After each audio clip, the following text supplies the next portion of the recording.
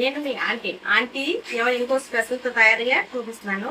అందరూ అడుగుతున్నారు ఆంటీ మీ టేస్ట్ చూపించట్లేదు మీ వంటలేని, అందుకనే ఇవాళ మీకోసం ఇలా చూపిస్తున్నాను. రండి.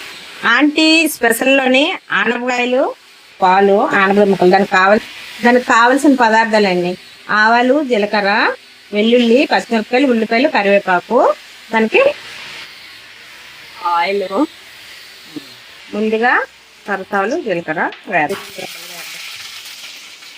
కదా, వెల్లుల్లి రబ్బలు, ఇప్పుడు ఉల్లిపాయలు,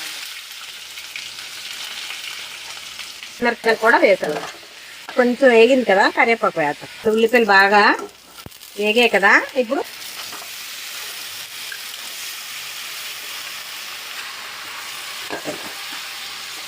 బాగా కలిపి మూత పెట్టేద్దాం. పెట్టాను 5 నిమిషాలు ఆగి మళ్ళీ అందులో ఏంటంటే చూపిస్తాను. బాగా వేగిందండి, చూడండి బాగా వేగిపోయింది కదా. ఇప్పుడు ఉప్పు కొంచెం పసుపు, పాలు వేసి వండుతాను కదా, ఉప్పు కూడా కొంచెమే వేయాలి. మరొకసారి బాగా కలిపేసి మూత పెట్టేద్దాం. చూద్దాం. బాగా ఉడికిపోయిందండి. ఆనపకాయ నీళ్ళు అయ్యే అవసరం లేదు, నీళ్ళు వేయకుండా వేయకపోద్ది, ఉడికిపోద్ది కదా. బాగా ఉడికిపోయింది.